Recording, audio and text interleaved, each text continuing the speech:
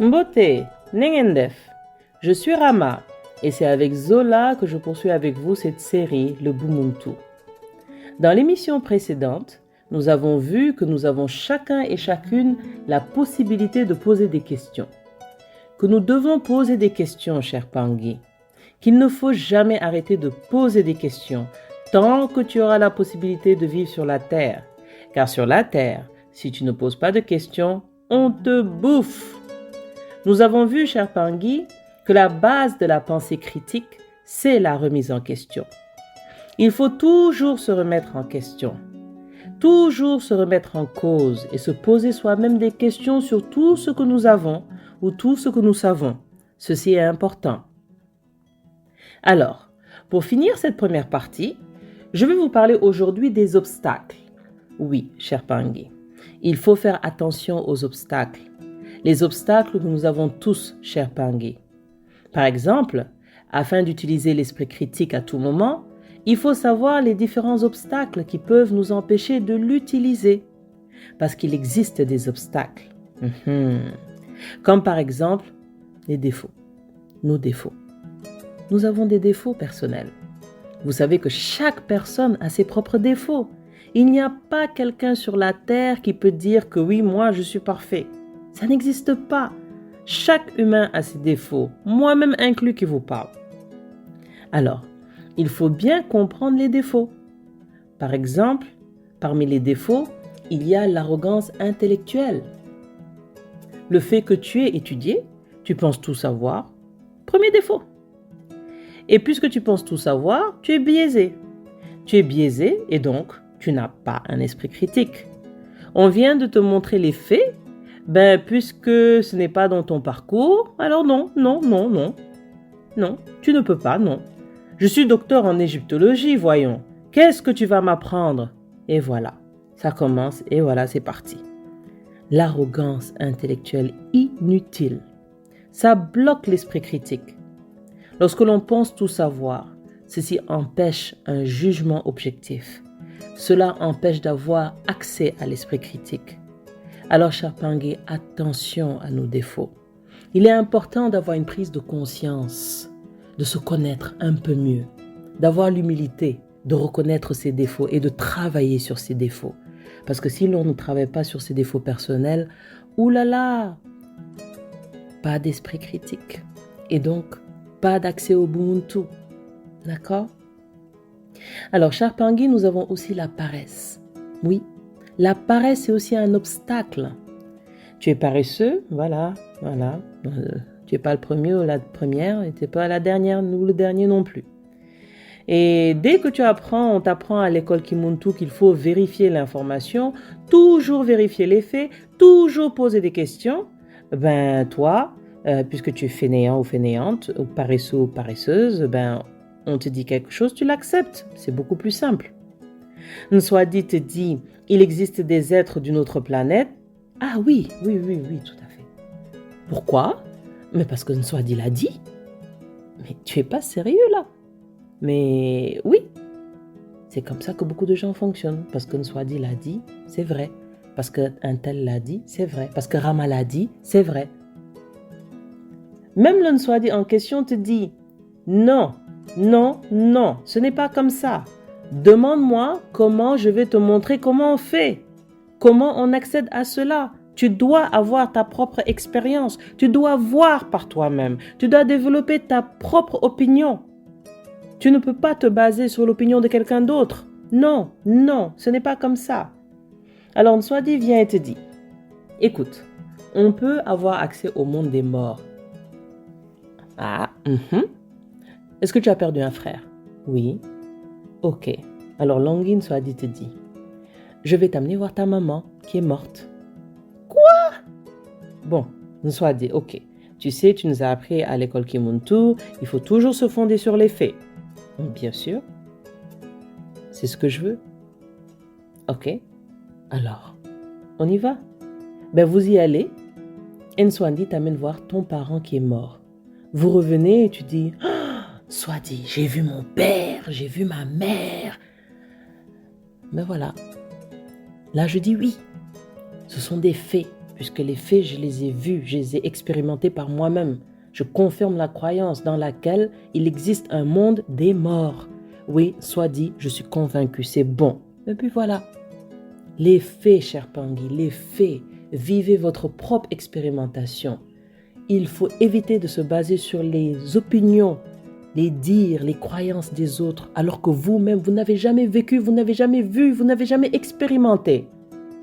C'est ça le raisonnement critique, la pensée critique, l'esprit critique, qui est la base, la fondation du Ubuntu. Si tu ne l'as pas, cher Pangui, oublie le Ubuntu. Oublie le Ubuntu. Tu ne peux pas faire ça. C'est pas pour toi. Tu vas rester un mouton du quartier qui sera manipulé et manipulable. C'est ça. Ok? Donc, cher Pangui, la paresse est en effet un obstacle parmi tant d'autres. Avoir un esprit critique demande de l'énergie. Et quand tu es paresseux ou paresseuse, tu ne peux pas dégager l'énergie. C'est juste une impossibilité mathématique. Et puis, comme obstacle, il y a aussi des procédés naturels. Les procédés naturels, cher Pangui. Déjà, on va commencer avec nos émotions. Il y a des moments où tu es tellement dans l'émotion que lorsque tu découvres que ce qu'on t'a dit n'était pas juste ou réel, tu t'énerves, tu deviens énervé. Voilà des procédés naturels qu'il faut changer.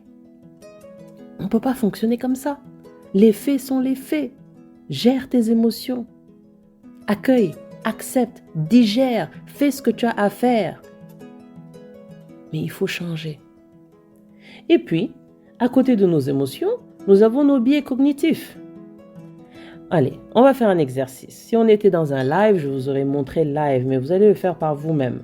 Allez sur Google. C'est très important d'aller regarder par vous-même, d'accord? Allez sur Google et tapez biais cognitifs. Biais écrit B comme bravo, I comme Italie, A comme alpha, I comme Italie, S comme sucre. Cognitif, C comme chat, O comme octobre, G comme galère, N comme négatif, I comme Italie, T comme Tom, I comme Italie, F comme France, S comme sucre, d'accord? Biais cognitif.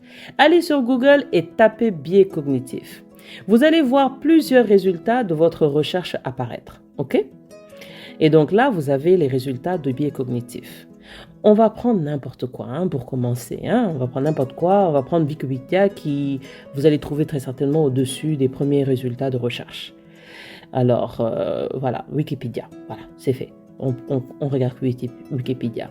Et là, vous lisez que biais cognitif est une distorsion dans le traitement cognitif d'une information.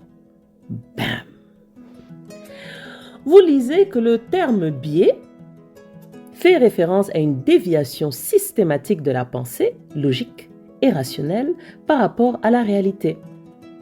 Les biais cognitifs conduisent le sujet à accorder des importances différentes à des faits de même nature et peuvent être repérés lorsque des paradoxes ou des erreurs apparaissent dans un raisonnement ou un jugement. L'étude des biais cognitifs fait l'objet de nombreux travaux en psychologie cognitive, en psychologie sociale et ainsi de suite. Et puis plus bas, si vous descendez un peu plus, vous lisez dessus, vous pouvez lire, et vraiment il faut vous informer là-dessus. Et je vous conseillerais vraiment d'approfondir les biais sensorimoteurs, les biais attentionnels, les biais d'attention, c'est-à-dire avoir des perceptions influencées par ses propres centres d'intérêt. Voilà. C'est-à-dire, tu vois, on te dit quelque chose, mais tu es déjà biaisé. Parce qu'en fait, tu as déjà en toi des réponses parfois qui ne sont pas adéquates ou justes, ou, voilà, en alignement avec la réalité. Mais tu ne peux pas accepter les réponses qu'on te donne parce qu'elles ne sont pas compatibles avec ce que tu crois. Voilà. Ça arrive à beaucoup, ça nous est arrivé à chacun et chacune, et peut-être ça nous arrive jusqu'à présent pour certains d'entre nous. Et il faut travailler dessus. Vous avez des biais amnésiques, lisez dessus. Vous avez l'effet de récence, lisez dessus. C'est la simple exposition, l'effet de primauté, lisez dessus. Personnellement, vraiment, j'ai pris plaisir à faire des recherches sur les biais cognitifs. C'est juste extraordinaire. Vous avez aussi les biais égocentriques. se juger sous un meilleur jour qu'en réalité. Le mec se croit toujours meilleur. La dame se croit belle de chez belle, alors qu'elle a vieilli, elle a des rides. La personne dit moi, non, moi, non, moi. Tu es biaisé. Tu es une anomalie au niveau de l'ego, cher Pangui. Il faut réaliser cela. Des fois, pour beaucoup, c'est une pilule assez dure à avaler. Mais il faut l'avaler pour changer. Il y a aussi des biais incroyables, comme l'effet Ikea par exemple. Cette tendance qu'ont des consommateurs à accorder une valeur supérieure à des produits qui ont été créés pareillement. Ça va même loin. Le fait que tu aimes Ikea, si quelqu'un va acheter dans une autre entreprise, disons Costco, tu as acheté ça où? À Costco? Non. Ikea a les meilleurs produits. Voilà, ça commence là. La folie, ça commence là. Et mon gars, les 3 meilleures boutiques là, c'est eux les meilleurs. C'est ce qu'ils vont te dire. Ah là là, inconscient des biais cognitifs dont ils sont victimes. Cher Pangui, ce sont des choses que nous devons changer. Faites des investigations, faites des recherches dessus. Ça va nous aider à avancer. Il est important pour chacun d'entre nous de résoudre ce problème de biais cognitif en nous. Il faut résoudre cela. Sinon, pas d'esprit de critique. Eh oui, pas d'esprit critique. Et c'est dont on est témoin un peu partout autour de nous. Et donc, pas d'accès au Ubuntu. Oubliez le Ubuntu. Oubliez le Ubuntu. Je pourrais en parler des heures et des heures et des heures et ça ne serait qu'un mythe. Et dans le sens négatif, bien sûr. Vous ne pouvez pas comprendre. Je n'y peux rien. Ça se passe au niveau de nos filtres, à chacun et à chacune. Alors prenez conscience de vos filtres. C'est important. Prenez conscience que vous avez des filtres. Quels sont vos filtres? Travaillez dessus et changez-les pour ainsi mieux pouvoir percevoir. Et écoutez bien, percevoir. Percer pour voir. Je suis Rama, je vous parle depuis la terre des anciens au Sénégal. Écoutez la voix de l'Afrique. Djurudjuf, Matondo et à la prochaine. Zola.